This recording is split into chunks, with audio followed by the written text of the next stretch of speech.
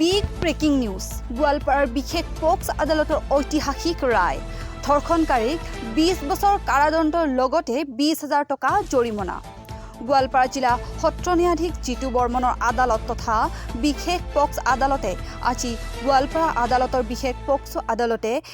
এক ঐতিহাসিক ৰায়যোগে মইনাল হক নামৰ এজন নাবালিকা ধৰ্ষণকাৰীক 20 বছৰৰ সশ্ৰম কাৰাদণ্ড বিহাৰ লগতে 20,000 টকাৰ জৰিমনা বিহে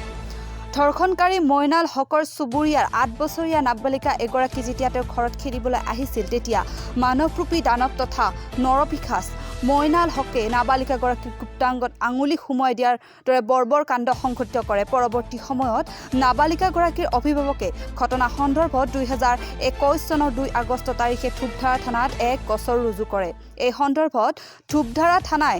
5821 নম্বৰত এটা গোচৰ পঞ্জীয়ন কৰে আৰক্ষীয়ে তদন্ত কৰি 2021 চনতে চাৰ্জশ্বিট দাখিল কৰে ইপিনে গোচৰটো সন্দৰ্ভত প্ৰয়োজনীয় সাক্ষ্য গ্ৰহণৰ পিছত আজি জিলা সত্ৰ ন্যায়াধীশ তথা বিশেষ পক্স আদালতৰ ন্যায়াধীশ জিতুমণি বৰ্মনে মইনাল হকক ভাৰতীয় দণ্ডবিধিৰ 376 ধাৰাৰ লগতে পক্স আইনৰ RW 6 নং ধাৰাত দোষী সাব্যস্ত কৰি 20 বছৰৰ সশ্ৰম কাৰাদণ্ড বিহাৰ লগতে 20,000 টকা জৰিমনা বিহে আৰু জৰিমনা আদায় নিদিলে অতিৰিক্তভাৱে 4 মাহৰ বাবে কাৰাবাসৰ নিৰ্দেশ দিয়ে বুলি চৰকাৰী পক্ষৰ অধিবক্তা সঞ্জয় শৰ্মাই জানিবলৈ দিয়ে গোৱালপাৰাৰ পৰা পিণ্টু নাথৰ ৰিপৰ্ট এনি খবৰ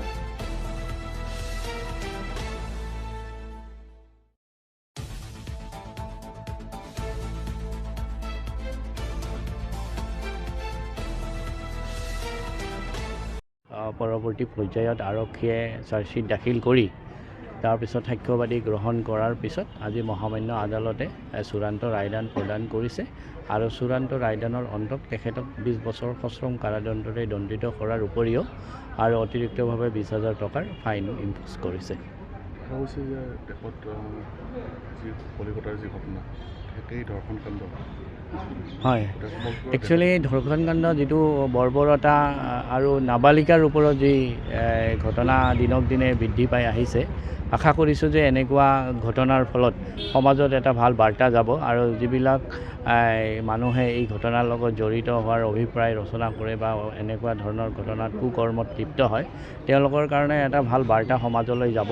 আৰু এজ এ প্ৰচিকিউশ্যন এজেঞ্চি আমাৰো ডিউটি আছে সমাজৰ প্ৰতি আমাৰো দায়বদ্ধতা আছে যে যাতে এনেকুৱা কৰ্মত জড়িত লোকসকলক যাতে কঠোৰতম কঠোৰ শাস্তি আইনৰ মাধ্যমেৰে হয় তাৰে আমি প্ৰচেষ্টা কৰি আছোঁ ঠিক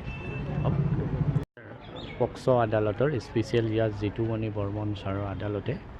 নাবালিকা ধৰ্ষণৰ এক যি গোচৰ 2021 চনত পঞ্জীয়ন হৈছিল ধূপধাৰা থানাৰ অন্তৰ্গত সেই গোচৰৰ আজি চূড়ান্ত ৰায়দান প্ৰদান কৰি আসামী আছিলে মইনাল হক তেখেতক ছেকশ্যন 6 অফ দি পক্সো এক্টত দোষী সাব্যস্ত পাইছে আৰু 20 বছৰ সশ্ৰম কাৰাদণ্ডৰে দণ্ডিত কৰিছে লগতে 20,000 টকাৰ ফাইন দিছে আৰু ফাইন অনাদায় তেখেতক অতিৰিক্তভাৱে আৰু 4 মাহৰ কাৰাদণ্ডৰে দণ্ডিত কৰিছে এই গোচৰটো আছিলে 2 আগষ্ট 2021 চনৰ নাবালিকা 8 বছৰৰ ছোৱালী ঘৰৰ ওচৰৰে থকা আসামীৰ ঘৰত যেতিয়া খেলিবলৈ গৈছিলে যাওঁতে তেওঁক মাতি লৈ যায় ঘৰত কোনো নথকাৰ অৱস্থাত ছোৱালীজনীৰ গুপ্তাংগত আঙুলি সুমাই দিয়াৰ দৰে যি বৰ্বৰ ঘটনা সংঘটিত